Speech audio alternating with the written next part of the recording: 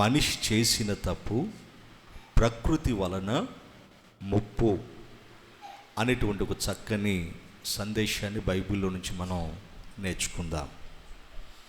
ప్రియమైన దేవుని పిల్లలారా, ప్రకృతి అంటే భూమి, ఆకాశము, గాలి, నీరు, నిప్పు, వీటిని ప్రకృతి అంటారు, లేదా పంచభూతాలు అని అంటారు. అంటే 5 శక్తులు, లేదా సృష్టి అని కూడా అంటారు. సృష్టి అన్న, పంచభూతాలన్న, ప్రకృతి అన్న ఒకటే. కాబట్టి ఈ ప్రకృతి ఎవరు చేశారంటే దేవుడే చేశాడు. అయితే దేవుడు చేసినటువంటి ప్రకృతి ఈ భూమి మీద ప్రథమ మానవుడైనటువంటి ఆదాము మొదలుకొని ఇప్పుడున్నటువంటి మనుషుల వరకు ఈ ప్రకృతి మనుషులపై ఏం చేస్తుందంటే విలయ తాండవం చేస్తుంది, లేదా మనుషులపై కన్నెర్ర చేస్తుంది, లేదా మనుషులపై విరుచుకుపడుతుంది. ప్రకృతి ఎలా విరుచుకుపడుతుంది, ఎందుకు విడిచిపడుతుంది అని అంటే, ఉదాహరణకి భూమి ఉంది. భూమి కంపించి భూకంపం వచ్చి కొన్ని వందల మంది, వేల మంది, లక్షల మంది చనిపోతున్నారు ఆయా దేశాల్లో, ఆయా ప్రాంతాలలో. అలాగే ఆకాశం నుంచి పిడుగులు పడి ఎంతోమంది చనిపోతూ ఉంటారు మనకు తెలుసు. పశువులు చనిపోతూ ఉంటాయి మనకు తెలుసు. అలాగే ఆకాశం నుంచి వర్షం కురిసి జలప్రలయం అంటే వరదలు వచ్చేసి మనుషులు కట్టుకున్న గృహాలని ముంచెత్తి వందల మంది, వేల మంది, లక్షల మందిని నీరు కూడా నాశనం చేస్తుంది. అలాగే సూర్యుడు కూడా తన యొక్క వేడితో ఎంతోమందిని నాశనం చేస్తున్నాడు. అంటే సూర్యుని వేడికి వడదెబ్బ తగిలి ఎంతోమంది చనిపోతూ ఉంటారు. ఇట్లా గాలి, మనుషులకు ఊపిరినిచ్చేటువంటి గాలి పెనుగాలిగా మారిపోయి మనుషుల యొక్క ఊపిరిని తీస్తుంది. ఇవన్నీ కూడా మనం వింటూ ఉన్నాం. అయితే ఎందుకు ఈ ప్రకృతి మనిషి మీద పగబట్టింది? ఎందుకు ప్రకృతి మనిషి మీద కన్నెర్ర చేస్తుంది? ఎందుకు ప్రకృతి మనిషిపై విలయ తాండవం చేస్తుంది అని శాస్త్రవేత్తలు, మేధావి బృందం వీళ్ళంతా కూడా ఎప్పటి నుంచో కొన్ని వందల సంవత్సరాల నుంచి పరిశోధనలు చేస్తున్నారు. ఎందుకు ఈ ప్రకృతి మనుషుల మీద విలయ తాండవం చేస్తుంది? ప్రకృతి మనుషుల మీద ఎందుకు విరుచుకుపడుతుంది? భూమి, ఆకాశం, గాలి, నీరు, నిప్పు ఇవన్నీ ఏకమైపోయి మనుషుల మీద ఏదో పగబట్టినట్టుగా మనుషుల్ని మొదటి నుంచి కూడా చిత్రహింసలకు గురి చేస్తున్నాయి. అవునా కదా? ఇవన్నీ మనం చూస్తున్నాం, మనం వింటున్నాం. పలానా దగ్గర వర్షాలు కురిసి ఆ ప్రాంతాలని జలమయమైపోయాయి, కొన్ని వందల ఇళ్ళు కొట్టుకుపోయాయి, నేలమట్టం అయిపోయాయని, కొన్ని వందల మంది మనుషులు కొట్టుకుపోయారని వింటూ ఉంటాం. లేదా పలానా చోట పిడుగులు పడి కొంతమంది ఇలా చనిపోయారని, లేదా వడగండ్లో వాన కురిసి ఇల్లు ధ్వంసమైపోయాయని, లేదా సముద్రాల్లో సునామీ వచ్చి కొన్ని వేల లక్షల మంది చనిపోయారని, పలానా ప్రాంతంలో పలానా దేశంలో భూకంపాలు వచ్చి పెద్ద పెద్ద బిల్డింగులు కూలిపోయి ఆ బిల్డింగుల మధ్యలో మనుషులు ఇరుక్కుపోయి చనిపోయారని, ఇలా ఈ ప్రకృతి విపత్తుల గురించి మనం వింటూ ఉంటాం. మరి ఎందుకు ఇలా జరుగుతుంది? ప్రకృతి మనిషి మీద పగబట్టినట్టుగా ఎందుకు విలయతాండవం చేస్తుంది అని దానికోసం శాస్త్రవేత్తలు అసలు ఎందుకు ఇలా జరుగుతుందని వాళ్ళు పరిశోధనలు చేశారు. ఇప్పటికీ చేస్తున్నారు.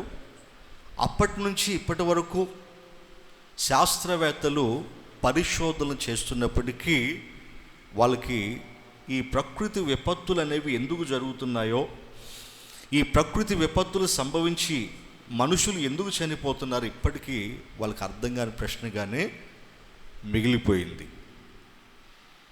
ప్రియమైన దేవుని పిల్లరా, వీళ్ళంతా పరిశోధన చేసేవాళ్ళు ఎవరంటే మేధావులు. వీళ్ళు మనుషులు రాసిన పుస్తకాలు చదువుకున్న వాళ్ళు. కాబట్టి ఇప్పటికీ ఆ మేధావి బృందానికి, ఆ శాస్త్రవేత్తలకి ఇప్పటికీ అంతు చిక్కని రహస్యం ఇది. ఎందుకు ప్రకృతి విపత్తులు జరుగుతున్నాయి, ప్రకృతి మనిషిపై ఎందుకు విలయతాండవం చేస్తుంది, ప్రకృతి మనిషిపై ఎందుకు కన్నెర చేస్తుందని ఇప్పటికి వాళ్ళకి అర్థం కాని పరిస్థితి.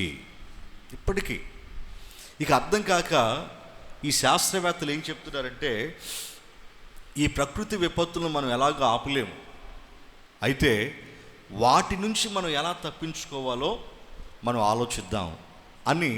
సునామీల నుంచి మనం ఎలా తప్పించుకోవాలి, భూమి కంపించినప్పుడు, భూకంపాలు వచ్చినప్పుడు మనం ఎలా తప్పించుకోవాలి, పెను తుఫానులు వచ్చినప్పుడు మనం ఎలా తప్పించుకోవాలని తప్పించుకునే మార్గాలు కనిపెడుతున్నారు. కానీ అసలు ఇవి ఎందుకు వస్తున్నాయి అన్న సంగతి వాళ్ళకి ఇంతవరకు అర్థం కాలేదు. ప్రియమైన దేవుని పిల్లరా, మరి ఏది జరిగినా దానికి ఒక కారణం అనేది ఉంటుందా ఉండదా? చెప్పండి. ఏది జరిగినా దానికి ఒక కారణం అనేది ఉంటుందా ఉండదా? చెప్పండి. ఒక మనిషికి శరీరం నుంచి రక్తం వస్తుంది, దానికి కారణం దెబ్బ తగిలింది. కారణం ఉంటుందా ఉండదా?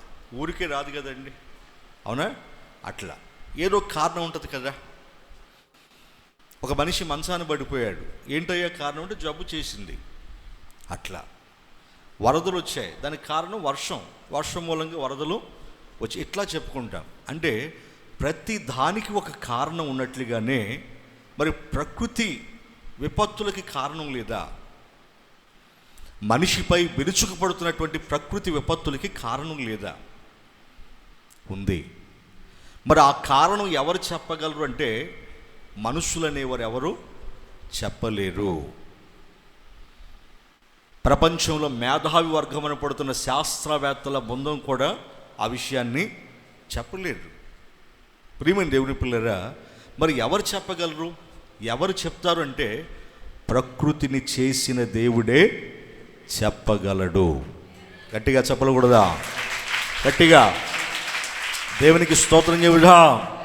హల్లెలూయా. ప్రకృతిని చేసిన దేవుడే ఈ విషయాన్ని చెప్పగలడు.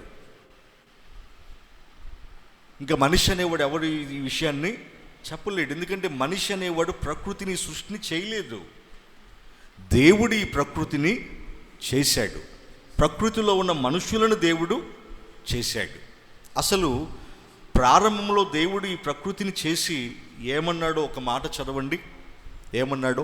ఆదికాండము 1వ అధ్యాయము 31వ వాక్యం చదవండి. ఏమన్నాడు ఆయన?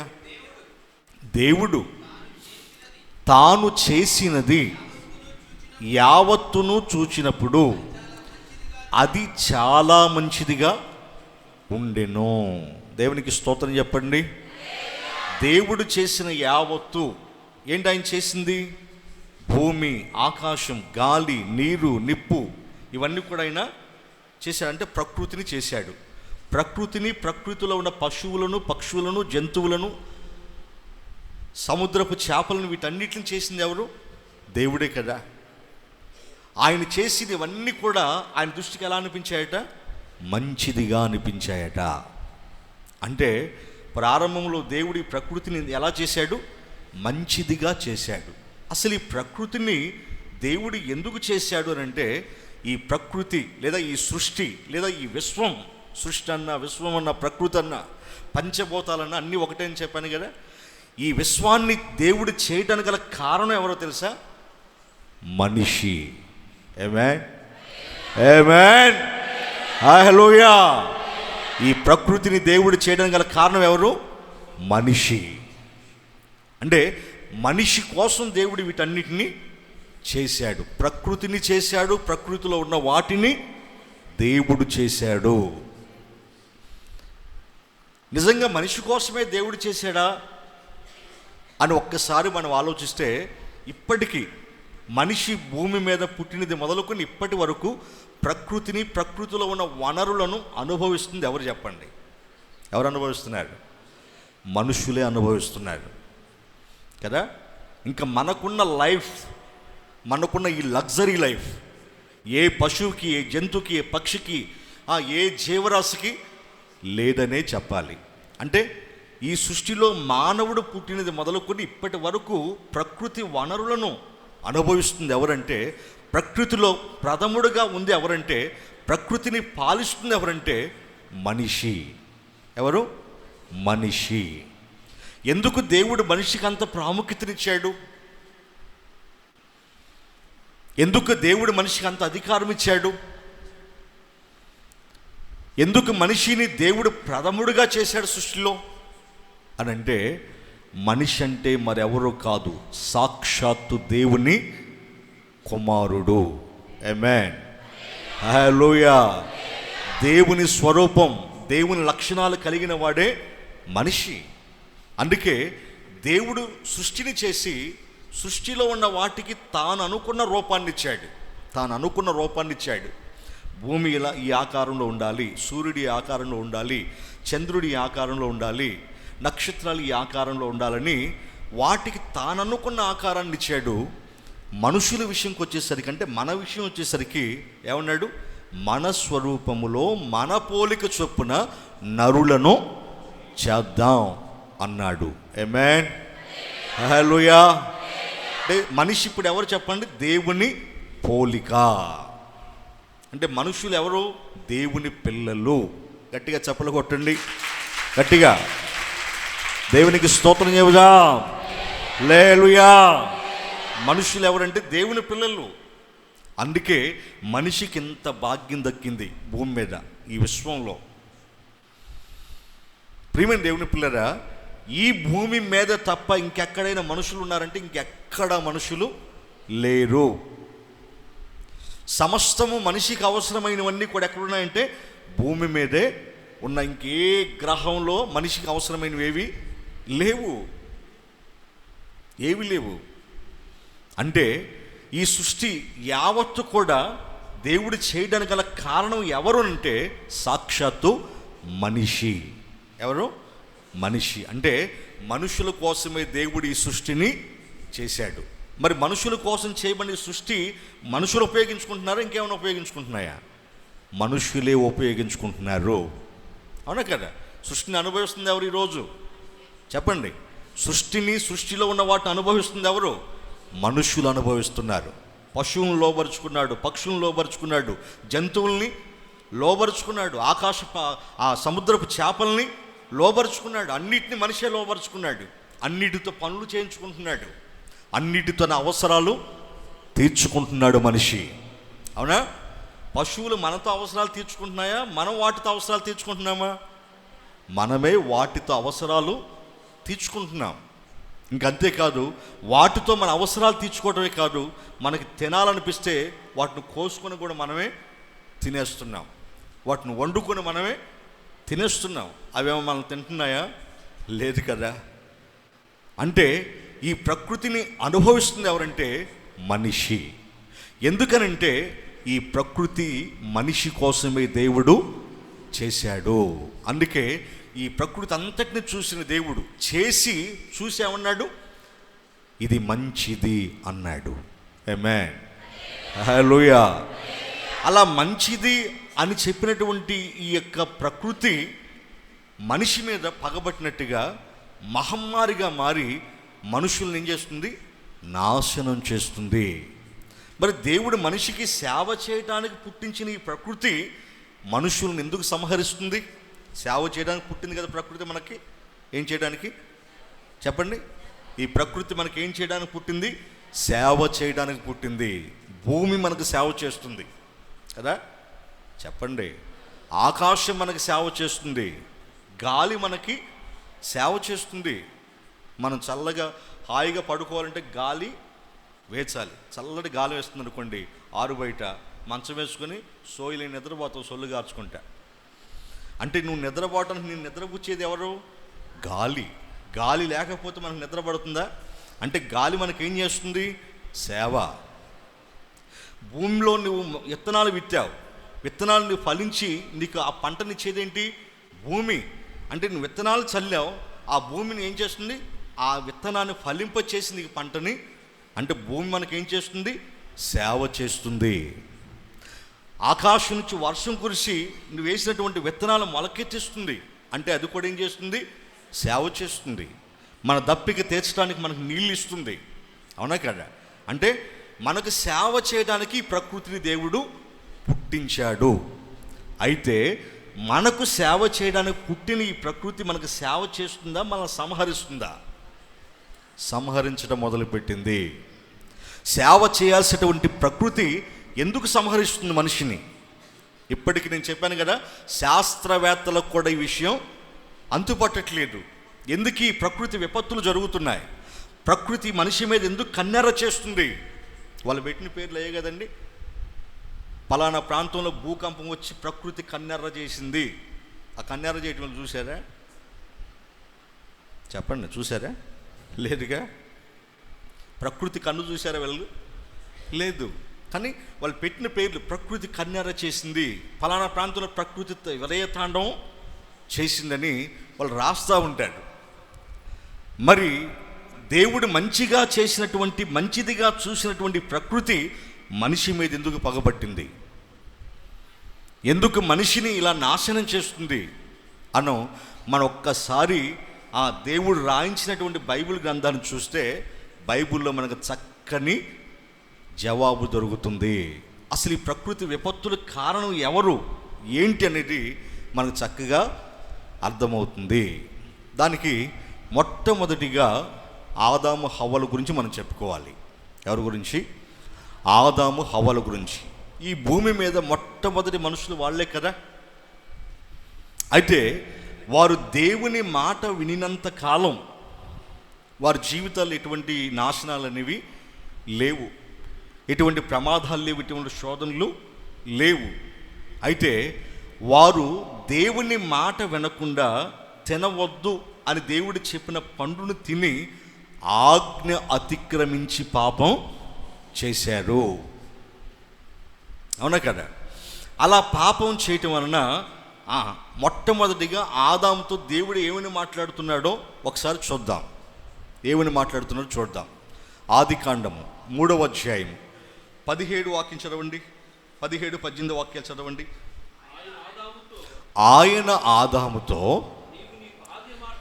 నీవు నీ భార్య మాట విని తినవద్దని నేను నీకు ఆజ్ఞాపించిన వృక్ష ఫలములు తింటివి గనుక నీ నిమిత్తము నేల శపించబడి ఉన్నది.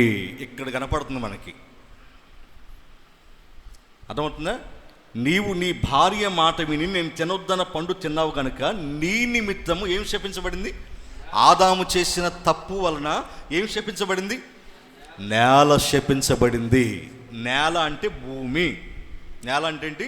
భూమి. ప్రకృతిలో ఇది ఒకటి కదండి. పంచభూతాలు ఇది ఒకటి కదా. పంచభూతాలు అంటే ఎన్ని? 5. భూమి, ఆకాశం, గాలి, నీరు, నిప్పు. 5 కదండి. ఈ 5 ఒకటే కదా. ఏది? భూమి. అంటే మొట్టమొదటిగా ప్రకృతిలో ఏం శపించబడింది? భూమి శపించబడింది.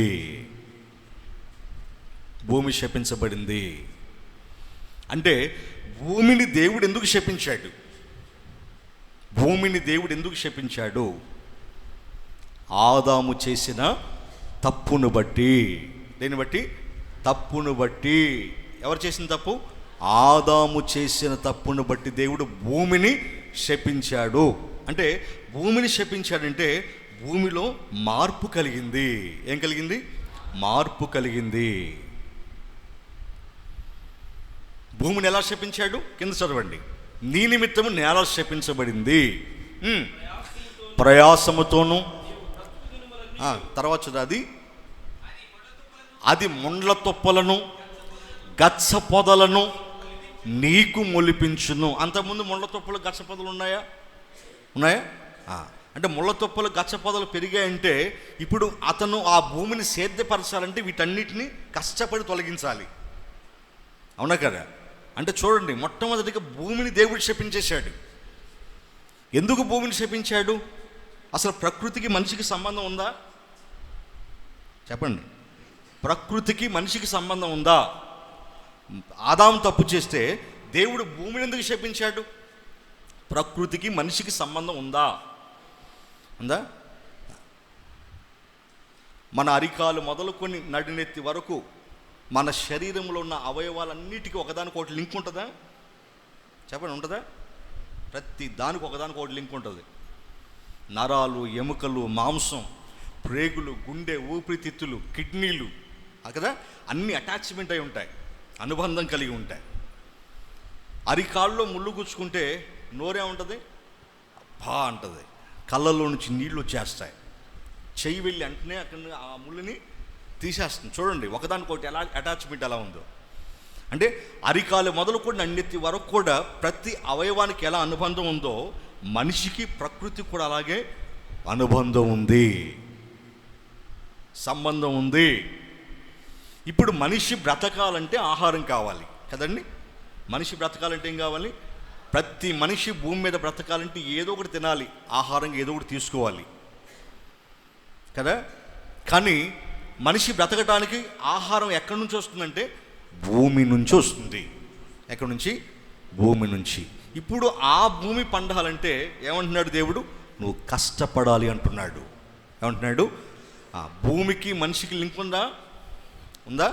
సంబంధం ఉందా? ఉంది. అంటే భూమి ఫలిస్తేనే, భూమి పండితేనే మనిషి ఆకలి తీరుతుంది, అంటే మనిషి కడుపు నిండుతుంది. భూమి ఫలించకపోతే మనిషి కడుపు నిండదు. అప్పుడప్పుడు వర్షాలు కురవకుండా భూమి పండకపోతే కరువు వచ్చేస్తుంది. చూడండి, కరువు వచ్చిందంటే దొంగతనాలు పెరిగిపోతాయి. చూడండి, అవునా కదా? ఎన్ని జరుగుతాయి అనుకుంటున్నారు? ఎన్ని ఘోరాలు జరుగుతాయి అనుకుంటున్నారు? ప్రియమైన దేవుని పిల్లలు, అట్లా ప్రకృతికి మనిషికి సంబంధం ఉంది. అందుకే మనిషి చేసిన తప్పుకి దేవుడు నేలను శపించాడు. అంటే ప్రకృతిని దేవుడు ఏం చేశాడు? శపించాడు. నేలను శపించాడంటే ఇప్పుడు నేల అప్పటి వరకు ఆదాముకు అనుకూలంగా ఉంది, ఇప్పుడు ఎలా మారిపోయింది? ప్రతికూలంగా, అంటే వ్యతిరేకంగా మారిపోయింది నేల. మీకు అర్థమవుతుందా? అంటే ప్రకృతి ఎందుకు మనిషి మీద విలయతాండవం చేస్తుంది? మనిషి మీద ఎందుకు పగబట్టింది? మనిషి మీద ఎందుకు తిరగబడుతుంది అని అంటే మనిషి చేసిన తప్పు ప్రకృతి వలన పెను ముప్పు. అంటే మనిషి చేస్తున్నటువంటి తప్పుల వలన ఈ ప్రకృతి మనిషిపై పగబెట్టుకుంది.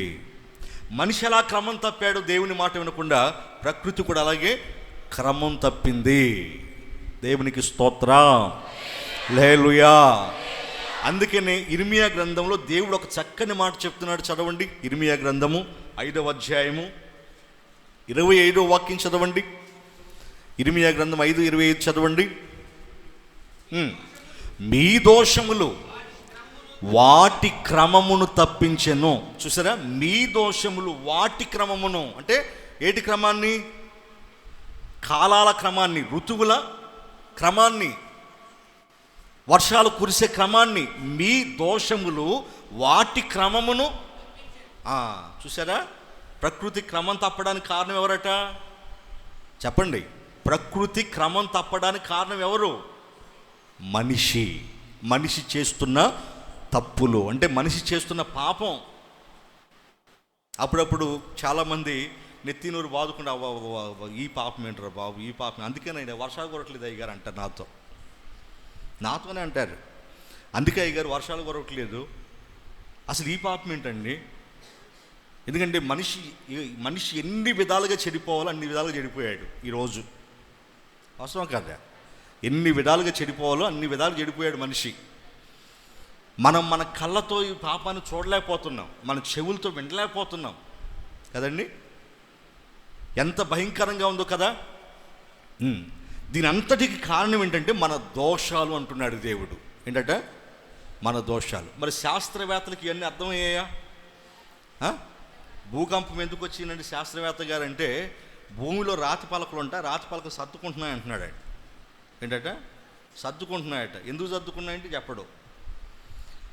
అయ్యా మరి భూకంపం ఎందుకు వచ్చిందంటే, లోపల అగ్నిపర్వతాలు బద్దలైపోతున్నాయి, అందుకే భూమి కంపిస్తుంది అంటాడు ఒకడు. అర్థమైందా మీకు? అసలు భూమి కంపించడానికి గల కారణం ఏంటో తెలుసా? దేవుని కోపం. ఏంటి? కీర్తన 18వ కీర్తన 7వ వాక్యం చదవండి. 18వ కీర్తన 7వ వాక్యం చదవండి. అప్పుడు భూమి కంపించి అధిరెను. చూడండి, అప్పుడు భూమి కంపించి, అది కంపించడం అంటే భూమి ప్రకంపనలు అంటారు కదా, భూమి కంపించెను. పర్వతముల పునాదులు వణికెను. ఆయన కోపింపగా అవి కంపించెను. ఇప్పుడు భూమి కంపించడానికి గల కారణం ఏంటి చెప్పండి? రాతి పలకలు సర్దుకోవడం కాదు, లోపల అగ్ని పర్వతాలు బద్దలవటం కాదు. దేవుని కోపం వలన అవి భూమి ఏం చేస్తుందట? కంపిస్తుందట. అంటే దేవుని కోపం మనకి ఏ రూపంలో కనిపిస్తుంది చెప్పండి? దీన్ని బట్టి భూకంపం రూపంలో కనిపిస్తుంది. ఆమేన్, హల్లెలూయా. దేవుని కోపం ఎలా కనిపిస్తుంది మనకి? మరి ఆయన కనిపించడు కదా. ఆయన కోపం మనకి ఏ రూపంలో కనిపిస్తుంది అంటే భూమి కంపించడం వలన ఆ కోపం మనకి అర్థమవుతుంది. అంటే భూమి కంపించిందంటే దాని వెనక ఎవరి కోపం ఉంది? దేవుని కోపం. అర్థమవుతుంది మీకు? ఎందుకు దేవుడు కోపగించుకుంటున్నాడు? పాపము చేయొద్దని దేవుడు మనిషికి పదే పదే పదే పదే పదే పదే చెప్తున్నా, మనిషి ఏదైతే చేయొద్దు అంటున్నాడో అదే చేస్తున్నాడు గనుక దేవుని కోపం వచ్చేస్తుంది. ఇప్పుడు భూకంపం రావటానికి కారణం ఏంటో మీకు అర్థమవుతుందా? రాతి పలకలు సర్దుకోవటం కాదు, దాని వెనక దేవుని ఉగ్రత. దేవుని ఉగ్రత. అప్పుడప్పుడు మనుషులను భయపెట్టాలని, మనుషులు దేవుని భయం కలిగి ఉండాలని, పాపాన్ని విడిచిపెట్టాలని అయినా ఈ విధమైన హెచ్చరికలు చేస్తున్నాడు మనిషికి. ఆమేన్, హల్లెలూయా. ఇర్మియా గ్రంథం ఇప్పుడు చదవండి. ఇర్మియా గ్రంథంలో 5:25 వాక్యం చదవండి. ఇప్పుడు మీ దోషములు వాటి క్రమమును తప్పించెను, మీకు మేలు కలగకుండుటకు. ఏం చెప్పాడండి? మీకు మేలు కలగకపోవడానికి కారణం ఏంటి తెలుసా? మీ పాపమే అంటున్నాడు. ఏంటట? మీకు మేలు కలగకపోవడానికి కారణం ఏంటి? మీ పాపమే. మీ పాపమే అంటే ఈరోజు మనుషులు మేలు అనుభవిస్తున్నారా, కీడు అనుభవిస్తున్నారా? ఎక్కువగా చెప్పండి, అబద్ధం లేకుండా చెప్పండి. మేలు కంటే కీడే ఎక్కువగా అనుభవిస్తున్నారు కదండి. ఎందుకు? మన పాపం, మనం చేసే పాపం యొక్క దోషాలు. అర్థమైనా? మనిషి జీవితం పతనం అవడానికి కారణం ఏంటో తెలుసా? పాపం. కుటుంబాలు పతనం అవడానికి కారణం ఏంటో తెలుసా? పాపం. జీవితాలు నాశనం అయిపోవడానికి కారణం పాపం. అంటే దేవుడు ఏదైతే మనిషిని చేయొద్దన్నాడో అది చేయటం వలన మనకు సేవ చేయాల్సినటువంటి ప్రకృతి మనల్ని ఏం చేస్తుంది? సంహరిస్తుంది. అర్థమైనా? సంహరిస్తుంది. ఎందుకంటే దేవుడు తన బాధని మనకి సేవ చేయడానికి పుట్టిన ఈ ప్రకృతికి చెప్తున్నాడు. ఏమని చెప్తున్నాడు చదవండి. యెషయా గ్రంథం 1వ అధ్యాయము 2వ వాక్యం చదవండి. యెషయా గ్రంథం 1వ అధ్యాయం 2వ వాక్యం. యెహోవా మాటలాడుచున్నాడు, ఆకాశమా ఆలకించు. ఎవరితో మాట్లాడుతున్నాడు దేవుడు? ఎవరితో? ప్రకృతితో మాట్లాడుతున్నాడు. ప్రకృతితో మాట్లాడుతున్నాడు. అంటే మనిషిని చేసి దేవుడు ఎవరి ఒడిలో పెట్టాడు? మనిషిని చేసి దేవుడు ఎవరి ఒడిలో పెట్టాడు? ప్రకృతి ఒడిలో పెట్టాడు. అందుకే ప్రకృతిని మనకు తల్లిగా భావించుకుంటాం మనం. ఎట్లా? తల్లిగా భావించుకుంటాం కదండి. ప్రకృతి అంటే ప్రకృతిలో మనిషిని చేసి ప్రకృతి ఒడిలో మనిషిని పెట్టాడు కదా.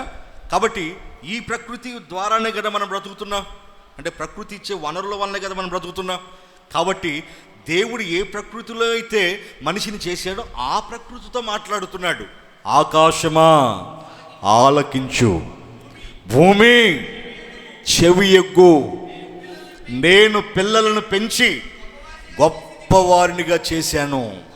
చూసారా? నేను పిల్లలను పెంచి గొప్పవారిగా చేశాను. ఈరోజు మనిషి అనుభవిస్తున్న భోగభాగ్యాలను ఎవరేమనుకుంటున్నారు? ఎవరి కష్టం అనుకుంటున్నారు? దేవుని కష్టం. ఎవరి కష్టం? దేవుని కష్టం. ఆయన కష్టపడి చేసిన ఈ ప్రకృతిలో ఉన్న వనరులను మనం అనుభవిస్తున్నాం ఈరోజు. అవునా? 9-10 నెలలు నీ తల్లి గర్భంలో నిన్ను కాపాడింది ఎవరు? దేవుడే కదా. నిన్ను క్షేమంగా బయటికి తీసింది ఎవరు? దేవుడే కదా. నువ్వు మరణించేంత వరకు నీకు అన్నిటినిచ్చి నిన్ను పోషిస్తుంది ఎవరు? దేవుడే కదా. అన్నీ ఆయనవే కదా, అన్నీ ఆయన కష్టమే కదా. ప్రియమైన దేవుని పిల్లరా, ఆ విధంగా మనిషి దేవుని కష్టాన్ని అనుభవిస్తూ దేవునిని బాధ పెడుతుంటే ఆ దేవుడు ఎవరితో చెప్తున్నాడు? ప్రకృతితో చెప్తున్నాడు. ఏమని? ఆకాశమా ఆలకించు, భూమి చెవియొగ్గని ప్రకృతితో దేవుడు చెప్తున్నాడు. అందుకే ప్రకృతి ఏం చేస్తుంది? దేవుడు పడుతున్న ఆ బాధను చూడలేక ప్రకృతి మన మీద విరుచుకుపడుతుంది. అర్థమైందా? ఇప్పుడు కొడుకు మాట అంటలేదు అనుకోండి, తండ్రి కొడుకు మాట అంటలేదు. అప్పుడు తండ్రి తన బాధను ఎవరితో చెప్తాడు తెలుసా? ఎవరితో చెప్తాడు? భార్యతో. ఏంటి వాడు నా మాట వింటలేదు, వాడు నేనేం చేశాను, వాడికి ఏం ద్రోహం చేశాను, వాడికి ఏం తక్కువ చేశాను, వాడి కోసం అలా కష్టపడ్డాను, ఇలా కష్టపడ్డాను అని తండ్రి తన బాధను ఎవరితో చెప్తాడు? భార్యతో చెప్తాడు. ఎందుకు అలా చెప్తాడు? తానన్నా అంటే నా మాట అలాగే వింటలేదు కదా, నా పక్షంగా తనన్నా గద్దిస్తుందేమో, మాట్లాడుతుందేమో బిడ్డతో అని ఏం చేస్తాడు? తండ్రి భార్యతో మాట్లాడతాడు. అప్పుడు భార్య ఆ భర్త పడే ఆ వేదన చూసి ఆ కోపంతో కొడుకు దగ్గరికి వెళ్ళిపోద్ది. ఎరా మీ నాన్న చెప్పిన మాట ఎందుకంటలేదు, నువ్వు ఎవరి కోసం కష్టపడుతున్నారా, మీకోసమే కదరా అని భార్య ఏం చేస్తుంది? భర్త పక్షాన కోపగించుకొని రోషంగా మాట్లాడుతుంది. అవునా కదా? చెప్పండి, అవునా కదా? అలా ఉన్నారా? పిల్లలకు సపోర్ట్ చేసే తల్లులు ఉన్నారా? దొంగలకు నీళ్ళు పోసేవాళ్ళు. పిల్లలకి అటు సపోర్ట్ చేయకండి. ఎందుకంటే ఏ తండ్రికి కూడా పిల్లల్ని నాశనం చేయాలని కోరుకోడు. అర్థమైందా? పిల్లల్ని వెనకేసుకురావద్దు, వాళ్ళు చెడిపోతుంది వెనకేసుకురావద్దు. ఇద్దరు ఒకటై వాళ్ళని దారిలో పెట్టాలి. భార్య భర్త ఇద్దరు ఒకటే ఏం చేయాలి? దారిలో పెట్టాలి వాళ్ళని. అలా ఉండాలి. సపోర్ట్లు చేయకూడదు, వాళ్ళకి అలసిచ్చినట్టుగా మాట్లాడకూడదు. అప్పుడు ఇంకా తండ్రి మీద అలసి పెరిగిపోద్ది, వాళ్ళకి ఇంకా ఎదిరించే వాళ్ళుగా మారిపోతారు, తిరుగుబాటు చేసేవాళ్ళుగా మారిపోతారు. అది మంచిది కాదు. ఒక్కొక్క భర్త భార్యతో చెప్పుకుంటాడు తన బాధని, నేనేం చేశాను, ఇట్లా చేస్తున్నాను అట్లా చేస్తున్నాను. లేదా భార్యతో చెప్పకపోతే స్నేహితులు చెప్తాడు. అప్పుడు స్నేహితులు వచ్చి కోపంగా ఏమంటారు? ఎరా మీ నాన్న చెప్పిన మాట వచ్చి ఎందుకు మీ నాన్న బాధపడుతున్నావంట అని తండ్రి పక్షాన్ని వీళ్ళు మాట్లాడుతూ ఉంటారు. అలాగే దేవుడు తన బాధను ఎవరితో చెప్తున్నాడు? భూమితో, ఆకాశంతో చెప్తున్నాడు, అంటే ప్రకృతితో చెప్తున్నాడు. అలా ప్రకృతి దేవుని మాట విని ఏం చేస్తుంది? ఆ దేవుని బాధని ప్రకృతి చూడలేక ఆ ప్రకృతి మన మీద విలయ తాండవం చేస్తుంది. దేవుని మాట వినరా మీరు అని సృష్టి బాధపడిపోతుందట. ఏమైపోతుంది?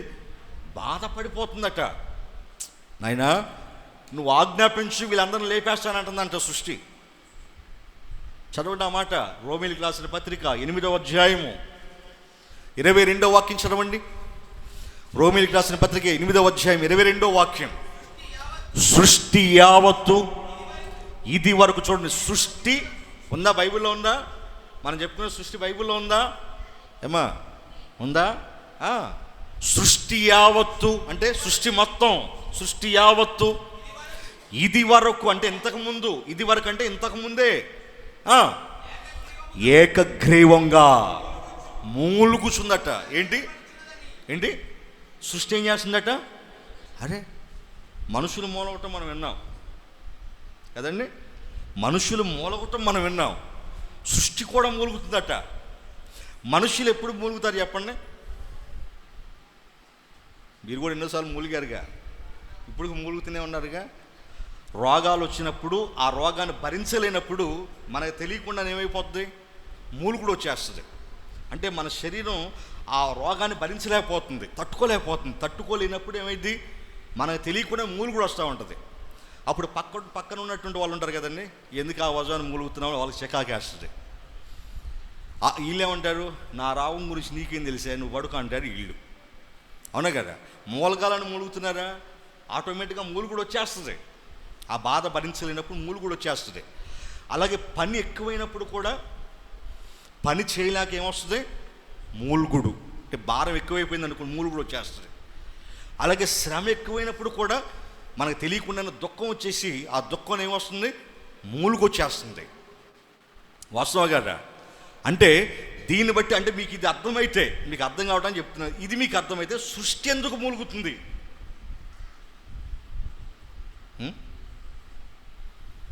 సృష్టి ఎందుకు మూలుగుతుంది చెప్పండి. సృష్టి ఎందుకు మూలుగుతుంది అంటే దానికి కూడా ఏదో భారం ఉంది, అది కూడా ఏదో మోయలేకపోతుంది. చదవండి ఇప్పుడు. సృష్టి యావత్తు ఇది వరకు ఏకగ్రీవంగా మూలుగుచు ప్రసవ వేదన పడుచున్నదని ఎరుగుదము. ఎందుకు మూలుగుతుంది అంటారు? ఎందుకు మూలుగుతుంది అంటున్నారు? ఈ సృష్టి అంటే ఏమని చెప్పాను? ప్రకృతి లేదా విశ్వం లేదా పంచభూతాలు ఇవన్నీ ఎందుకు మూలుగుతున్నాయట? ఎందుకు మూలుగుతున్నాయట? ఈ భూమి మీద ఉన్నటువంటి మనుషులు, ఈ ప్రకృతి ఒడిలో ఉన్న మనుషులు దేవుని మాట వినకుండా విచ్చలవిడిగా ప్రవర్తిస్తున్నారని, దేవుణ్ణి, ఆ సృష్టికర్త అయిన దేవుణ్ణి బాధ పెడుతున్నారని ఈ భూమి భరించలేకపోతుందట. మనుషులు చేసే పాపాలని భరించలేకపోతుందట. అప్పుడప్పుడు మనకు తెలియకుండా ఒక మాట అంటాం, నీలాంటి వాడు ఎందుకురా భూమి మీద, భలే చెప్పేశారు. ఏమంటారు? నీలాంటి వాడు ఎందుకురా భూమి మీద, అరే భూమికి భారంరా నీలాంటి వాడు అంటారు. చెప్పరేమో, అన్నారని లేదా? అంటారా? నీలాంటి వాడు భూమికి భారంరా అంటారు. ఎప్పుడు అంటారా మాట? చెప్పిన మాట విననప్పుడు, విచ్చలవిడిగా ప్రవర్తిస్తున్నప్పుడు, ఎవరి వలన కానప్పుడు ఏమంటారు? నీలాంటి భూమికి భారం అంటారు. ఎస్, భూమికి భారమే. పాపము చేసే ప్రతి వ్యక్తి కూడా భూమికి భారమే. అందుకే సృష్టి యావత్తు ఏకగ్రీవంగా ఇదివరకు నుంచి, అంటే ప్రారంభం మనిషి ఆదాము తప్పు చేసిన దగ్గర నుంచే భూమికి ప్రసవ వేదన స్టార్ట్ అయింది. ప్రసవ వేదన అంటే తెలుసు కదా మీకు? పిల్లల కన్న వాళ్ళకి తెలుసు కదండి ప్రసవ వేదన అంటే. చచ్చి బ్రతుకుతుంది తల్లి, అవునా కదా? ప్రసవ వేదన నొప్పులు ఎలా ఉంటాయో ఒక స్త్రీకి, సృష్టి కూడా అలా ప్రసవ వేదన పడుతుందట. ఎవరిని బట్టి? పాపము చేస్తున్న మనుష్యులను బట్టి, పాపిష్టి జనాన్ని బట్టి. ఎందుకంటే దేవుడు ఏం కోరుకున్నాడు? నా పిల్లలందరూ నేను పరిశుద్ధుడను కనుక నా పిల్లలు కూడా పరిశుద్ధులుగా ఉండాలని కోరుకున్నాడు. మరి ఎవరిలోనైనా పరిశుద్ధత ఉందా? నీతిమంతుడు లేడు ఒక్కడు కూడా. దేవుడు వెతికి చూశాడట, ప్రపంచాన్ని వెతికి చూస్తే నీతిమంతుడు ఒక్కడు కూడా కనిపించలేదట. మేలు చేసేవారికంటే కీడు చేసేవారు కనిపిస్తున్నారట దేవునికి. మేలు చేసేవాడు ఒక్కడు లేడట. అంటే మనిషి దేనికోసం బ్రతుకుతున్నాడంటే దేవుని కోసం కాకుండా తన కోసం తాను బ్రతుకుతూ, తన సుఖాల కోసం మనిషి బ్రతుకుతూ దేవుణ్ణి బాధ పెడుతున్నాడు. తన సుఖాల కోసం మనిషి ఎంతకైనా తగ్గిస్తున్నాడు. అందుకే దేవుడు బాధపడుతుంటే ఆ బాధని ఎవరితో చెప్పాడు? ప్రకృతితో చెప్పాడు. ఆ ప్రకృతి ఆయన బాధను విని చూసి అది కూడా మూలుగు తెయ్యేస్తుంది. అప్పుడప్పుడు మన మీద విరుచుకు పడుతుంది మనకు బుద్ధి చెప్పడానికి. అదైనా ఈ ప్రకృతి విలయతాండం ఎందుకు చేస్తుంది? ఈ ప్రకృతి మనిషి మీద కన్నెందుకు ఎర్ర చేస్తుంది అని అంటే దీనికి కారణం మనిషి చేస్తున్న తప్పు, మనిషి చేస్తున్న పాపం. మనిషి చేసే పాపమే దీనికి కారణం. కాబట్టి నా ప్రియ సహోదరి సహోదరులరా, మీకు కారణం చెప్పాను. ఆదాము హవ్వలు తప్పు చేయటం వలన దేవుడు ఏం చేశాడు? నేలను శపించాడు. దీన్ని నేలను. అప్పటి నుంచి ఇప్పటి వరకు నేల సరిగ్గా మనుషులకి పంటనివ్వట్లేదు కదండి. మనిషి ఏం చేస్తున్నాడు? కృత్రిమ పద్ధతులను ఎన్నుకున్నాడు. సరిగా పంటలు పండట్లేదు. కృత్రిమ పద్ధతుల్ని, రసాయనాలు తయారు చేశాడు. భయంకరమైన రసాయనాలు తయారు చేశాడు మనిషి. ఆ మందులు కూడి తిని మనకి చిన్నప్పటి నుంచే షుగర్ వచ్చేస్తుంది, బీపీ వచ్చేస్తుంది, కాళ్ళ నొప్పులు వచ్చేస్తున్నాయి, తలనొప్పి వచ్చేస్తుంది. ఇవన్నీ ఏంటనుకుంటున్నారు? ఏంటయ్యా చిన్నప్పుడు ఎంటుకలు నడిచిపోయింది? బాల నరుపు. నీ మొహం కాదు, బాల నరుపు కాదు, రసాయనాలు. ఏంటి? రసాయనాలు. చూసారా? శాపం అండి. ఎందుకంటే చిన్నప్పుడే ఇంటికి నడిచిపోయాడు అనుకోండి, వాడు సంబంధానికి వెళ్తే ఏమంటాడు? ఇదిగో ఇప్పుడే నడిచిపోయా అంటాడు. పిల్లని ఎవరు కదండి. కలర్ వేసుకుంటే ఒక బాధ కదా, ఒక వారం ఉంటుంది గట్టిగా, ఆ తర్వాత అసలు కలర్ బయటకు వస్తుంది. మళ్ళీ ఎన్ని బాధలు, అవునక ఇన్ని బాధలు అనుభవిస్తున్నాం మనం. ప్రియమైన దేవుని పిల్లరా, ఇట్లా ప్రకృతి మనిషి మీద ఎందుకు విలయతాండం చేస్తుంది, ప్రకృతి ఎందుకు కన్నెర చేస్తుందంటే దీనికి కారణం మనిషి చేసిన తప్పు. ఇలా మీ మనసులో పెట్టుకోండి. నోవహు కాలం వచ్చేసరికి, నోవహు కాలం అప్పుడు మనుషులు కూడా ఎలా ఉన్నారు, వాళ్ళ చెడుతనం భూమి మీద విస్తరించిపోయిందట. క్రమం తప్పి విచ్చలవిడిగా ప్రవర్తిస్తున్నారు, ఎవరికి ఇష్టం వచ్చినట్లు వాళ్ళు ప్రవర్తిస్తున్నారు. దానికి దేవుడు ఏమంటున్నాడు చదవండి. ఆది కాండము 6వ అధ్యాయము 5వ వాక్యం దగ్గర, 6వ వాక్యం చదవండి. 5-6 వాక్యాలు చదవండి. 5-6 వాక్యాలు. నరుల చెడుతనము భూమి మీద గొప్పదనియు వారి హృదయం యొక్క తలంపులలో ఊహ కూడా ఎల్లప్పుడూ కేవలం చెడ్డది. అంటే మనుషుల ఊహలు కూడా ఏమైపోయాట, మనిషి ఊహ చెడిపోతే మనిషి అంతా చెడిపోతాడండి. అవునా కదా? అవునగా చెప్పండి. మనిషి ఊహలు చెడిపోతే, అంటే ఆలోచనలు చెడిపోతే మనిషి చెడిపోతాడు. ఆనాటి మనుషులంతా కూడా చెడుతనం పెరిగిపోయి వాళ్ళ ఊహలు కూడా పాడైపోయి మనుషులంతా ఏమైపోయాట, చెడిపోయారట. అలా చెడిపోయిన మనుషులను ఏ విధంగా ఆయన నాశనం చేయాలనుకున్నాడు చదవని కింద. తాను భూమి మీద నరులను చేసినందుకు, చూడండి, నరులను చేసినందుకు యెహోవా సంతాపపడి తన హృదయంలో నొచ్చుకొని బాధపడి, అప్పుడు యెహోవా నేను సృజించిన నరులతో కూడా జంతువులను, పురుగులను, ఆకాశ పక్షులను భూమి మీద ఉండకుండా తుడిచి వేస్తాను అని ఏం చేశాడు, మహాజల ప్రళయాన్ని రప్పించాడు. ఏం రప్పించాడు? జల ప్రళయం. అర్థమైందా మీకు? ఆకాశం నుంచి 40 రోజులు వర్షం కురిశాయి, ఆకాశపు తూములు ఇప్పబడ్డాయి, ఆకాశం నుంచి నీళ్లు కురిశాయి, వర్షం. ఇప్పుడు నీళ్ళు ఎక్కడెక్కడ ఉన్నాయనుకుంటున్నారు మనకి? భూమి క్రింద నీళ్ళు ఉన్నాయి కదా, భూమి మీద నీళ్ళు ఉన్నాయి, ఆకాశంలో కూడా నీళ్ళు ఉన్నాయి. తెలుసా మీకు? ఆకాశంలో కూడా నీళ్ళు ఉన్నాయి. తెలుసా? బైబిల్ చెప్పిందమ్మా ఏనాడో ఆకాశంలో కూడా నీళ్ళు ఉన్నాయట. ఇప్పుడు శాస్త్రవేత్తలు కనిపెట్టారు ఆకాశంలో కూడా నీళ్ళు ఉన్నాయని ఇప్పుడు. కానీ బైబిల్ ఎప్పుడో చెప్పింది ఆకాశంలో నీళ్ళు ఉన్నాయని. ఆకాశపు తూములు ఇప్పి దేవుడు ఏం చేశాడు? ప్రచండ వర్షాన్ని కురిపించాడు. ఇంకా ఏం చేశాడు? అగాధ సముద్రాల ఓటల పైకి తీశాడు. దీన్ని ఏమంటారు? సునామీ. ఏంటి? సునామీ. అంటే మొట్టమొదటి సునామీ ఎప్పుడు వచ్చింది? నోవహు గారి కాలంలో. సునామీ ఇప్పుడు కొత్త ఏం కాదు. మొట్టమొదటి సునామీ ఎప్పుడు వచ్చింది? నోవహు గారి కాలంలో సునామీ వచ్చింది. ఆ సునామీ వచ్చి పైనుంచి నీళ్లు కురిసి మొత్తం జలప్రళయం వచ్చి ఆనాటి ప్రజలందరూ కూడా ఈ ప్రకృతి ఏం చేసింది? జల సమాధి చేసేసింది. అంటే ఆనాడు ఆ జలప్రళయం రావటానికి గల కారణం, అంటే ఆ సునామీ రావడానికి గల కారణం ఎవరు? మనుషులు చేసిన పాపం, చెడు. అంటే దీన్ని బట్టి ఇప్పుడు వచ్చే సునామీలు కూడా దేనికి వస్తున్నాయి చెప్పండి? ఈజీగా చెప్పేయచ్చు. సూత్రం చెప్తే లెక్క ఈజీయే కదా. ఇప్పుడు చెప్పండి, సునామీలు ఎందుకు వస్తున్నాయి చెప్పండి? మనుషులు చేసే పాపం. అవునా కదా? మొట్టమొదటి సునామీ ఎక్కడ వచ్చింది? నోవహు గారి కాలములో.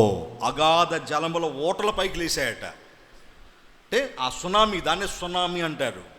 సునామీ వచ్చినప్పుడు చూడండి, సముద్రం హైట్ పెరిగిపోతుంది, ఎత్తు పెరిగిపోయి అలా వచ్చేసి ముంచేస్తుంది అందరినీ. దాన్ని సునామీ అంటారు.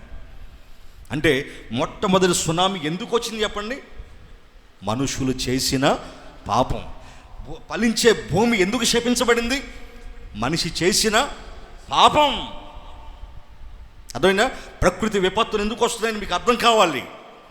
ఎందుకంటే ఏది ఊరికనే కారణం లేకుండా జరగదు కదా. కారణం లేకుండా ఏది జరగదని ముందే చెప్పాను కదా. ఎందుకు సునామీలు వస్తున్నాయి, ఎందుకు భూకంపాలు వస్తున్నాయి? ఇప్పుడు నేను సునామీ గురించి చెప్పాను, నెక్స్ట్ భూకంపం గురించి చెప్తాను. మొట్టమొదటి భూకంపం ఎప్పుడు వచ్చిందో తెలుసా? కోరహు కాలంలో. ఎప్పుడు? మోషే గారి కాలంలో. మోషే గారి మీద కోరహు, దాతాను, అబీరాము వీళ్ళందరూ లేచారు కదండి విరోధంగా. లేచినప్పుడు అప్పుడు మోషే గారితో దేవుడు ఏం చెప్పాడు? ఇదిగో మీరందరూ పక్కకు రండి, కోరా కుమారులు కుటుంబాలు విడిచిపెట్టి మీరు అందరూ పక్కకు రండి, నేను ఒక వింత పుట్టించి భూకంపాన్ని రప్పిస్తాను. మోషే గారు చెప్పాడు, ఒక వింత పుట్టించి భూకంపాన్ని దేవుడు రప్పిస్తాడు, వీళ్ళని ప్రాణాలతో మింగేయాలి అన్నప్పుడు ఏమైంది? భూమి కంపించి అంతవరకు భూమి నోరు తెరిచి, అంటే భూకంపం వచ్చింది. ఆ భూకంపం వెనకాల ఎవరి కోపం ఉంది? దేవుని కోపం. అంటే భూమి కంపించి నోరు తెరిచి ఏం చేసింది? కోరాహు, అబీరాము, దాతాన్ల కుటుంబాలని ప్రాణాలతోనే మింగేసింది. అంటే భూకంపాలు రావటానికి కారణం దేవుని కోపం, మనిషి పాపం. అర్థమైందా? మనిషి పాపం, దేవుని కోపం. అంటే మనిషి పాపం చేయకపోతే ఆ సునామీ వచ్చేది, నోవహు కాలంలో సునామీ వచ్చేది కాదు. మనుషులు పాపం చేయకపోతే మోషే గారి కాలంలో ఆ భూమి కంపించేది, ఆ భూకంపం వచ్చేది కాదు. చూసారా ప్రియమైన దేవుని పిల్లరా? ఇక సముద్రాల మీద వచ్చే ఆ పెను తుఫాన్లు ఉన్నాయి చూసారా? ఆ పెను తుఫాన్లు ఇవన్నీ కూడా ఎందుకు వస్తున్నాయి? దానికి ఒక కారణం చెప్తాను. యోనా గారు ఉన్నారు. ఎవరు? యోనా గారిని దేవుడు నీనేవే పట్టణానికి వెళ్ళమంటే ఎక్కడికి వెళ్తున్నాడు చెప్పండి? మీ అందరూ తెలుసు కదా. తర్షీషుకు వెళ్తున్నాడు. దేవుడు ఎక్కడికి వెళ్ళమని చెప్పాడు? నీనేవే. ఈయన ఎక్కడికి వెళ్తున్నాడు అంటే దేవుని మాటను త్రోసేసి ఈయనకు ఒక పెత్తనం చేస్తున్నాడు. అర్థమైందా మీకు? అంటే తర్షీషుకి వెళ్తున్నాడు. ఎందుకు తర్షీషుకి వెళ్తున్నాడు? నీనేవేకి వెళ్ళటం ఇతనికి ఇష్టం లేదు, ఆ ప్రజల రక్షణ పొందడం ఇతనికి ఇష్టం లేదు. కానీ దేవుని చిత్తం ఏంటి? నీనేవేకి వెళ్ళమని. అంటే ఆజ్ఞ అతిక్రమిస్తున్నాడు, తప్పు చేస్తున్నాడు. అవునా కదా? అప్పుడు దేవుడు ఏం చేశాడు? భయంకరమైన పెను తుఫాను, పెను గాలిని ఆ సముద్రం మీద రాజేశాడు. అవునా కదా? వాడంతా అల్లకల్లంలో అయిపోతుంది. ఆ వాడలో ఉన్నటువంటి వాళ్ళందరూ కూడా ఎవరి దేవుళ్ళని వాళ్ళు పూజిస్తున్నారు, ప్రార్థన చేస్తున్నారు. ఎవరి దేవుళ్ళని వాళ్ళు ప్రార్థన చేస్తున్నారు. ఎవరి దేవుళ్ళని వాళ్ళు ప్రార్థన చేస్తున్న సముద్రం కంట్రోల్ అయిందా? చెప్పండి. అవ్వలేదంటే అర్థం ఏంటి? వాళ్ళు ప్రార్థన చేసిందా వాళ్ళు దేవుళ్ళే కాదనేగా. అవునా కదా? లేకపోతే ఎవరో దేవుడు కరుణించాలి కదండి. కరుణించలేదు, ఎవరూ కరుణించలేదు. అప్పుడు వాడ నావికుడు ఎతుకుతున్నాడు, ఇంకా ఎవరైనా ఉన్నారా, అసలు ఎందుకు వచ్చింది ఇది అని. వాళ్ళంతా కూడా చీట్లు వేశాడు. ఏంటి? చీట్లు వేశారు. చీట్లు వేస్తే చీటి ఎవరి పేరు మీద వచ్చింది? యోనా పేరు మీద. అస్సలు మొద్దాయి పేరు మీద వచ్చింది కదండి. అప్పుడు ఆ వాడ నావికుడు అక్కడికి వెళ్ళి ఏమని మాట్లాడుతున్నాడు చదవండి ఇప్పుడు. యోనా గ్రంథం 7వ వాక్యం దగ్గర నుంచి చదవండి. అంతలో వాడవారు ఎవరిని బట్టి ఇంత కీడు మనకు సంభవించినది. చూడండి, ఎవరిని బట్టి అంటున్నారు. చూడండి, ఎవరిని బట్టి. అర్థమైందా మీకు? అంటే ఆ తుఫాన్ రావడానికి కారణం ఉందంటున్నారా లేదంటున్నారా వాళ్ళు? ఎవరిని బట్టి ఈ కీడు అంటున్నారు. చూడండి, చూసారా? ఎవరిని బట్టి ఈ కీడు వచ్చింది, మనకు సంభవించింది తెలియటకై మనము చీట్లు వేద్దామని ఒకరితో ఒకరు చెప్పుకున్నారు. చీట్లు వేశాడు. చీటి యోనా పేరు మీద వచ్చింది. అర్థమైందా? చీటి ఎవరి పేరు మీద వచ్చింది? యోనా పేరు మీద వచ్చింది. కాబట్టి వారు అతను చూచి ఎవరిని బట్టి ఈ కీడు మాకు సంభవించును, నీ వ్యాపారం ఏమిటో, నీవెక్కడి నుంచి వచ్చివో, నీ దేశమేదో, నీ జనమేదో, ఈ సంగతి అంతయు మాకు తెలియచేయమనగా. అప్పుడు అడిగారు, అసలు నీ సంగతి ఏంటి, నువ్వు ఎక్కడి నుంచి వచ్చావు, ఏ దేశపాడువి, నీ వ్యాపారం ఏంటి, ఎందుకు వెళ్తున్నావు, ఎక్కడికి వెళ్తున్నావు అని ప్రశ్న వేశారు వాళ్ళు. అప్పుడు ఆ యోనా గారు ఏం చెప్తున్నారు చదవండి. అతడు వారితో ఇలా అన్నాడు, నేను హెబ్రీయుడను, సముద్రమునకును భూమికిని, చూడండి, సముద్రమునకును భూమికిని సృష్టికర్త అయి ఆకాశమందుండు దేవుడై ఉన్న యెహోవా యందు భయభక్తులు గలవాడును, తాను యెహోవా సన్నిధి నుండి పారిపోచున్నాను గనుక అతడు ఆ మనుషులకు తెలియచేశాడు. గనుక వారు ఆ సంగతి తెలుసుకుని మరింత భయపడ్డారమ్మ. ఇతని బట్ట ఇదంతా అర్థమైంది మీకు? ఇతనిని బట్ట ఇదంతా జరుగుతుంది. ఇగో ఈ పెను తుఫాను, ఈ పెను గాలి ఇతని బట్టి వచ్చిందా? ఇది అర్థమైందా మీకు? సముద్రంలో ఒక పెను తుఫాను ఎవరిని బట్టి వచ్చింది? ఒక మనిషిని బట్టి, ఆ మనిషి చేసిన తప్పును బట్టి. మీకు అర్థమవుతుందా? చెప్పండి, అర్థమవుతుందా?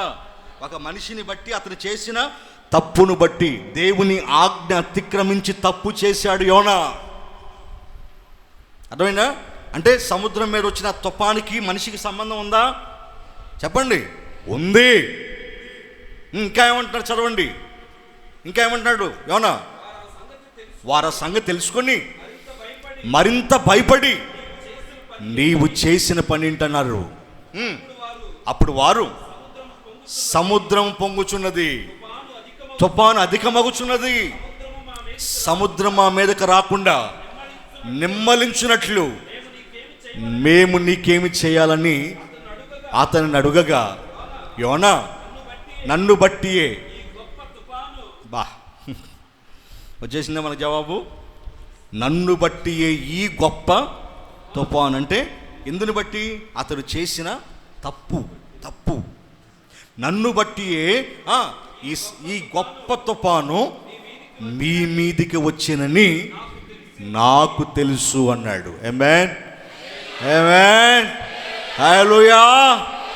మీకు అర్థమవుతున్నాయా? ఈ పెను తుఫాన్లు, ఈ పెనుగాలులు, ఈ జలప్రళయాలు, ఈ సునామీలు, ఈ భూకంపాలు ఎందుకు వస్తున్నాయి?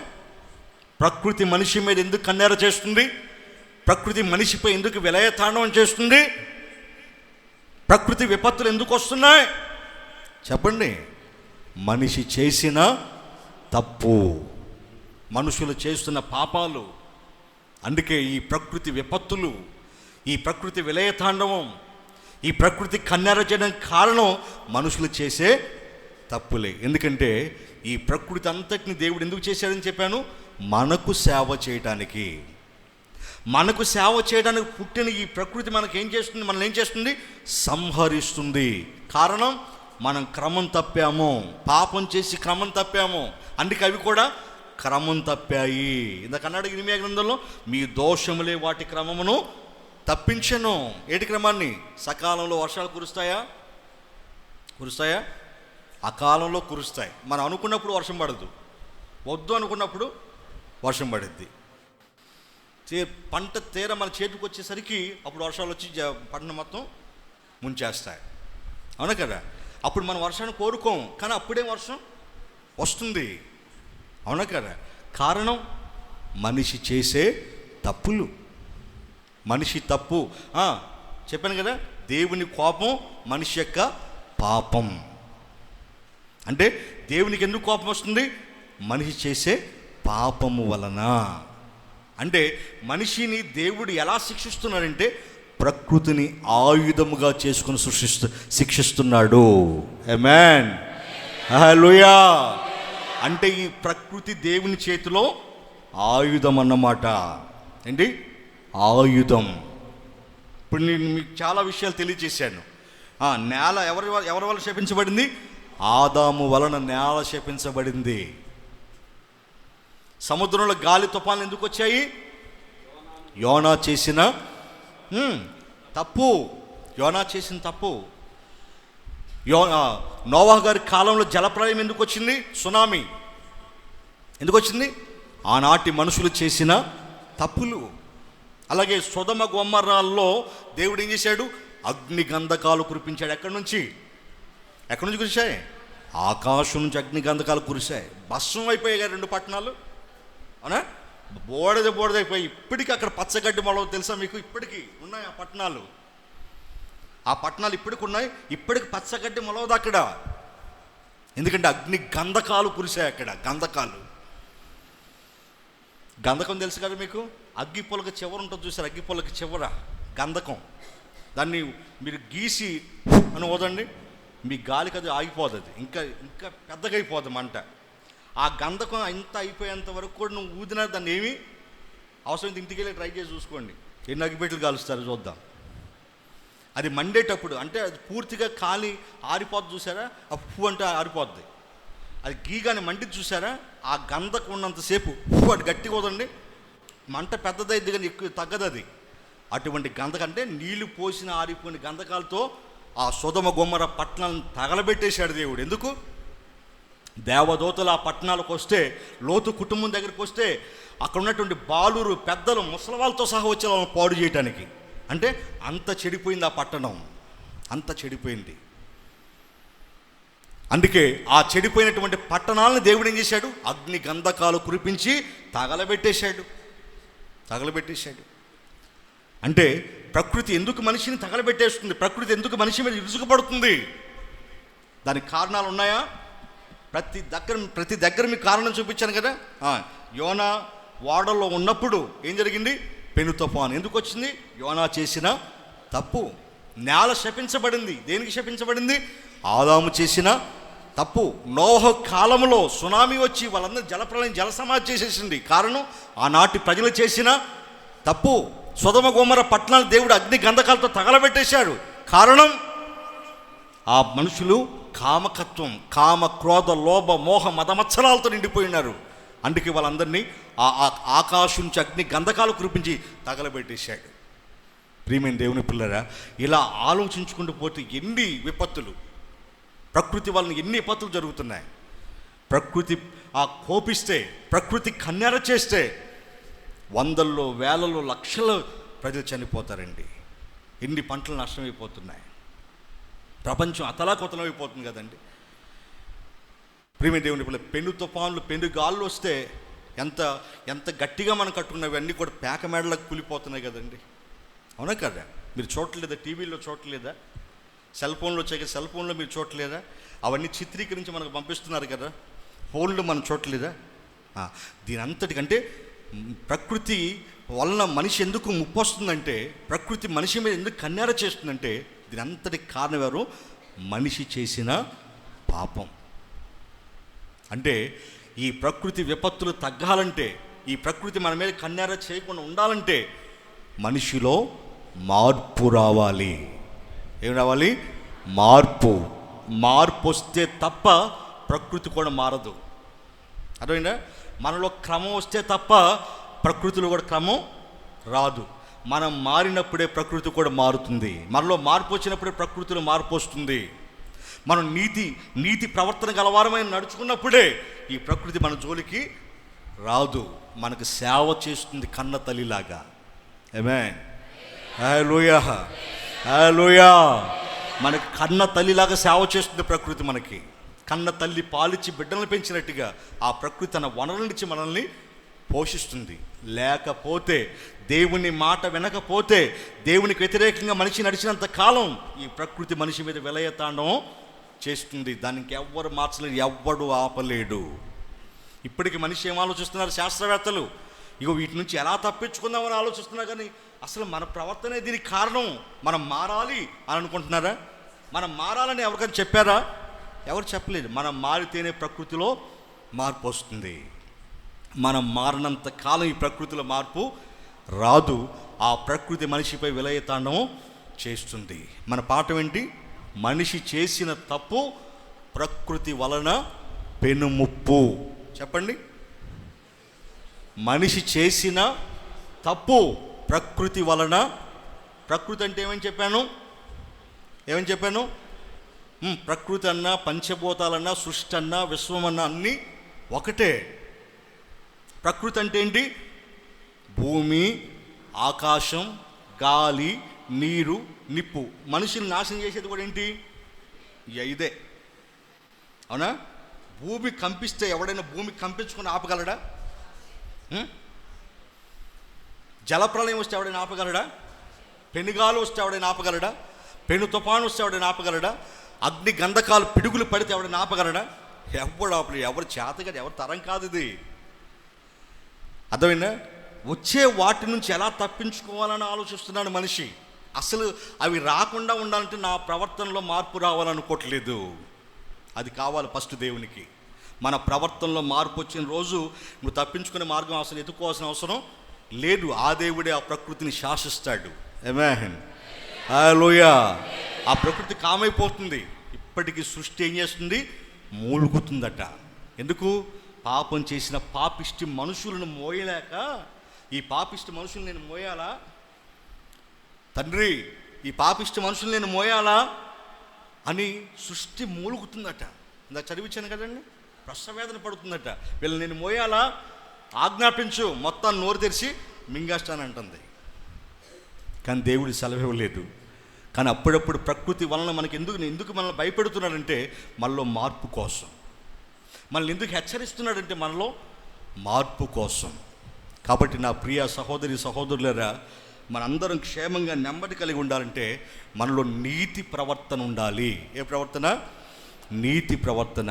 ఆ నీతి తప్పి మనం ప్రవర్తించినంత కాలం ఇవన్నీ మనకి, ఈ భూకంపాలాగు, ఈ సునామీలాగు, ఈ పెను తుఫాన్లు ఆగు, ఈ జలప్రలయాలు ఆగవు, ఈ వడదెబ్బలాగో. కాబట్టి ఆ ప్రకృతి మన జోలికి రాకుండా ఉండాలంటే మనలో, మన ప్రవర్తనలో మార్పు రావాలి. అలా మీరు మారండి. మారని వారి కోసం ప్రతిరోజు ప్రార్థనలు చేయండి. ఒకవేళ మీరు మారారు కదా, మీరు ప్రార్థన చేయండి, దేవుడు మిమ్మల్ని కాపాడుతాడు. మారని వారి సంగతి దేవుడే చూసుకుంటాడు. కాబట్టి నా ప్రియ సహోదరి సహోదరులారా, ప్రకృతి ఎందుకు మన మీద ఇరుచుకుపడుతుందో దానికి కారణం ఏంటో మనకి ఈజీగా, బైబిల్ని బట్టి ఈజీగా అర్థమైపోయింది. ప్రకృతి మన మీద విరుచుకుపడడానికి కారణం ఏంటంటే మనిషి చేసే తప్పులు, మనిషి చేసే పాపమే దీనికి కారణం. మనిషి పాపం చేయకుండా మానుకున్నప్పుడు ఆ సృష్టి మనకి ఒక తల్లిలాగా ఆదరిస్తుంది, మన అవసరాలని తీరుస్తుంది. లేదా మనం దేవునికి వ్యతిరేకంగా ప్రవర్తిస్తే సృష్టి కూడా మనకు వ్యతిరేకంగా వస్తుంది. ఒకటప్పుడు చూడండి, భూమి ఆకాశం మన మీద పగబట్టాయి అన్నట్టుగా ఉంటుంది. మనకి ఉంటుంది కాదు, పగబట్టాయి ఆల్రెడీ. మనిషి తప్పు చేసినప్పుడే పగబట్టాయి. ప్రథమ మనిషి ఆదాము తప్పు చేసినప్పుడే సృష్టి మనిషి మీద పగబెట్టుకుంది. ఈయన ఎప్పుడు వదిలించుకోవాలా అని మూలుగుతుందట. అది కూడా ప్రసవేదన పడుతుందట. నాకు విడుదల దయచేయి, వీళ్ళందరం తుడిచేసి భూమి మీద నాకు విడుదల దయచేయని దేవునికి మొరపెడుతుందట. కాబట్టి నా ప్రియ సహోదరి సహోదరులారా, మనందరం కూడా మన తప్పులు మనం తెలుసుకొని నీతి ప్రవర్తన కలిగి, ఏ ప్రవర్తన కలిగి? నీతి ప్రవర్తన కలిగి మనం నీతిగా ప్రవర్తిస్తే దేవుడు మనల్ని బట్టైనా కొంత ఈ ప్రకృతి శక్తుల్ని ఆజ్ఞాపిస్తాడు, అట్ని కాస్తాడు, మన మీదకి రాకుండావి కాపాడుతాడు. ఒకవేళ వేరే ప్రాంతాల్లో వచ్చినా మన మీదకి రాకుండా ఆయన మనల్ని కాపాడుతాడు. కాబట్టి మీ ప్రవర్తన మార్చుకొని నీతి ప్రవర్తన కలిగి జీవించండి. దేవుడు మిమ్మల్ని, మీ కుటుంబాన్ని, మీ పశువుల్ని, మీ పంటల సమస్తాన్ని కూడా ఆశీర్వదిస్తాడు. ఇటు కృపను పరిశుద్ధాత్మను మీ అందరికి అనుగ్రహించును గాక. ఆమేన్.